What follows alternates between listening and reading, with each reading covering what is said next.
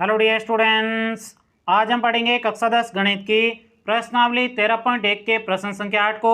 चलिए आज की क्लास को स्टार्ट करते हैं। तो देखिएगा, प्रश्न संख्या 8 में कहा जा रहा है, किसी कक्षा अध्यापिका ने पूरे सत्र के लिए अपनी कक्षा के 40 विद्यार्थियों की अनुपस्थिति निम्नलिखित रूप में रिकॉर्ड की। एक विद्यार्थी जितने दिन अनुपस्थित रहा उनका माध्य ज्ञात कीजिए।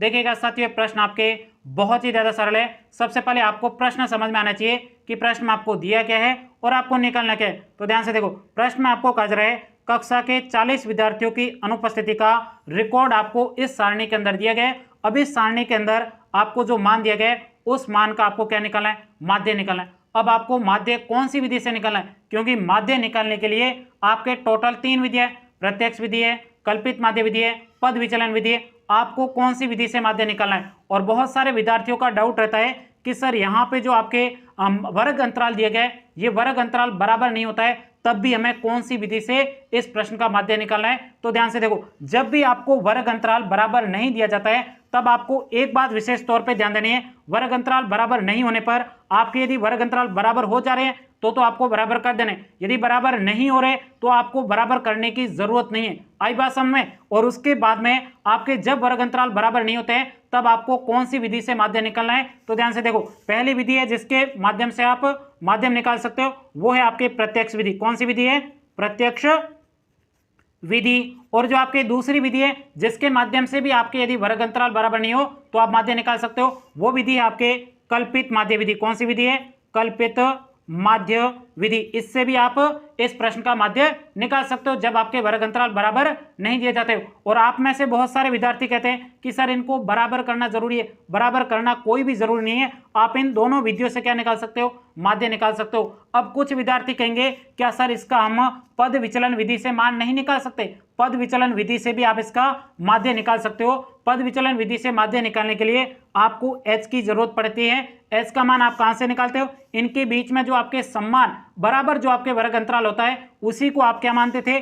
h मानते थे। ऐसा जरूरी भी नहीं है कि आपके यहाँ पे बराबर होने पर ही आपको h का मान लेना है। यदि बराबर नहीं होते तब आप h का मान कुछ भी ले सकते हो। जैसे आप यहाँ पे देखो वर्ग अंतराल कितना 2 का है, तो यहाँ पे आप h का मान क्या ले सकते हो? 2 भी ले सकते हो। लेकिन जब आपके बराबर नहीं होता है तब आप h का मान कुछ भी लोगे तो आपके बहुत ही ज्यादा कैलकुलेट करनी पड़ेगी, गणना करनी पड़ेगी। भाग देने पर आपके पॉइंटों में बहुत सारा मान आएगा और उसके बाद में आपके पॉइंटों के मान में बहुत ज्यादा कैलकुलेट करने के कारण आपको समय भी ज्यादा लगेगा और गलती होने की संभावना भी ज्यादा होती है। तो आपके जब भी वर्ग अंतराल बराबर नहीं होते तब आपको 2 विधि से आप माध्य निकाल सकते हो। यदि आपके यहाँ पे आंकड़े क्या है 20 के आसपास दिए जाते हैं तब तो आपको लगानी है प्रत्यक्ष विधि से माध्य निकालना है। और जब आपके ये आंकड़े क्या है 20 से थोड़े बड़े दिए जाते हैं तब आपको कल्पित माध्य विधि से माध्य निकालना। आई बात समझ में। आपको पद विचलन विधि यूज नहीं करनी क्योंकि उसमें गणना बहुत ही ज्यादा करनी पड़ती है। आई बात समझ में। आइएगा अब बिल्कुल सिंपल तरीके से यहाँ पे देख लेते हैं कि आपके इसमें कौन सी विधि लगेगी। तो यहाँ पे आप आंकड़े देखोगे ये 20 से आपके छोटे, तो यहाँ पे आपको प्रत्यक्ष विधि से माध्य निकालना है। तो आइएगा बिल्कुल सिंपल तरीके से अब हम इस प्रश्न को सॉल्व करते हैं। सबसे पहले यहाँ पे हम लिखेंगे हल।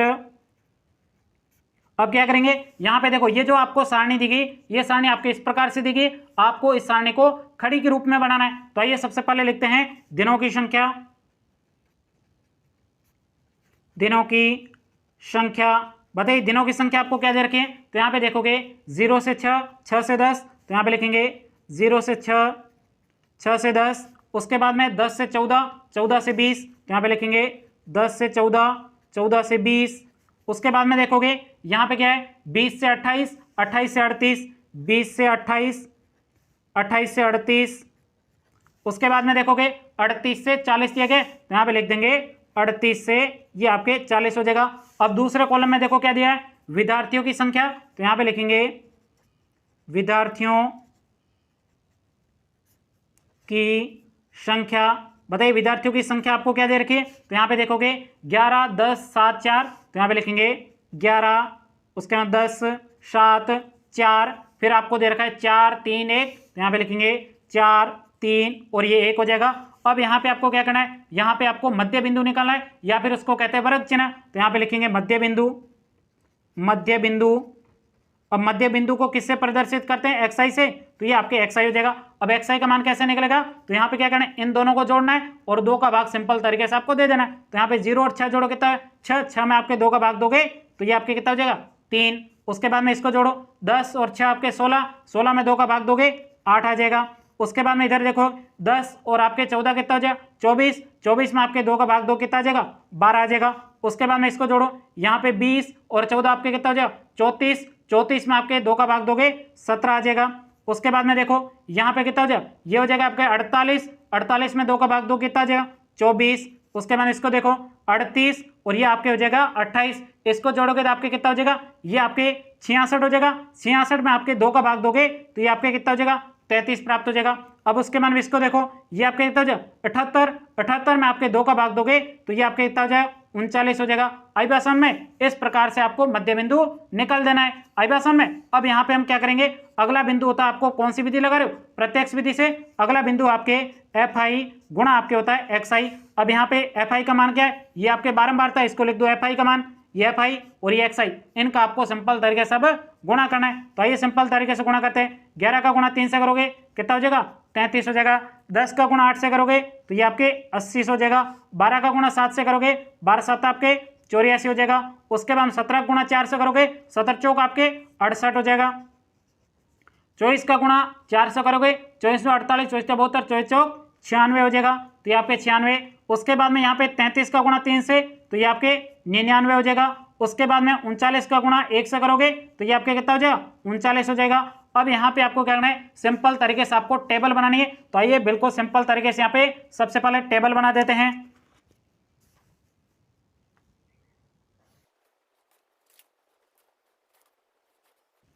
तो इस प्रकार से हमने यहाँ पे टेबल बना दी। अब आपके सूत्र में होता है सिग्मा fi xi और सिग्मा fi, तो यहाँ पे fi का मान ये रहा, तो यहाँ पे जोड़ देते हैं सिग्मा fi बराबर। अब इन मानों को आपको जोड़ना है, 11 और 10 आपके 21, 21 और 7 आपके 28, 28 और 4 आपके 32, 32 और 4 आपके 36 हो जाएगा। 36 और 3 39, 39 और 1 40, तो यहाँ पे सिग्मा fi का मान आपके 40 प्राप्त हो गया। अब यहाँ पे आपको जोड़ना है सिग्मा fi xi बराबर, इन सभी मानों को आपको सिंपल तरीके से जोड़ देना है। तो जल्दी से आपको जोड़ करके मुझे बताना, जोड़ तो आपको आती है, जल्दी से जोड़ दीजिए। जोड़ने पर आपके इसका मान प्राप्त हो जाएगा 499। आइबासन में आपको इनको जोड़ोगे तो आपके कितना मान प्राप्त होगा 499। अब सिंपल तरीके से यहाँ पे क्या करते हैं, माध्य का सूत्र लिखकर सीधा हम इसका माध्य निकालते हैं। तो यहाँ पे लिखेंगे माध्य, माध्य को x बार से लिख सकते हैं। अप्रत्यक्ष विधि में माध्य का सूत्र होता है सिग्मा fi xi बटे आपके होता है सिग्मा fi। अब आप मुझे बताइए सिग्मा fi xi का मान यहाँ पे रहा कितना है 499, तो ये आपके 499 बटे सिग्मा fi, ये रहा आपके कितना है 40। अब सिंपल तरीके से 499 में आपको 40 का भाग देना है। भाग देना नहीं आता है तो आपको इस प्रकार से सिंपल तरीके से यहाँ पे क्या लिखना है, भाग दे देना है। तो यहाँ पे लिखेंगे 499 भाग किसका देना है 40 का। अब भाग कितने बार जाएगा 12 बार जाएगा। तो यहाँ पे लिखेंगे 12 चौक 48, तो ये आपके कितना हो जाएगा 4 बार जाएगा, सॉरी 12 बार जाएगा और कितना हो जाएगा 12 चौक 48, 480 आ जाएगा। 480 आपको घटा देना है 499, तो यहाँ पे 9 बचेगा, 1 बचेगा 0 हो जाएगा। तो यहाँ पे शेष कितना बचा 19 बचा। भाग कितने बार गया, पहली बार 12 बार गया।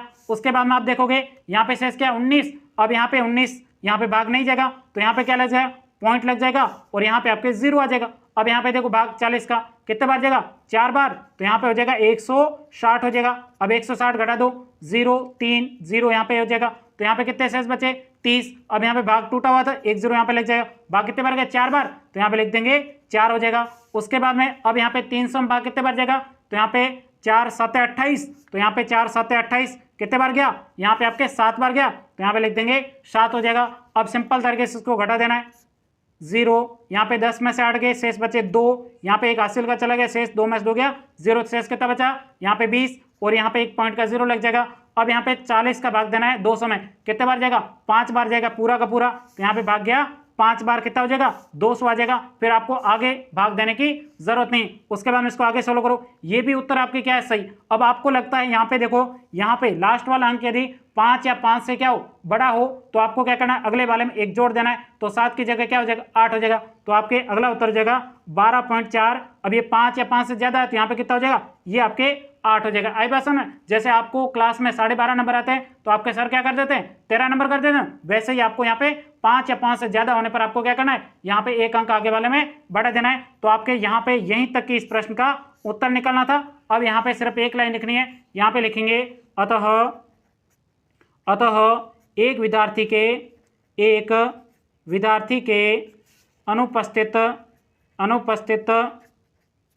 रहने का माध्य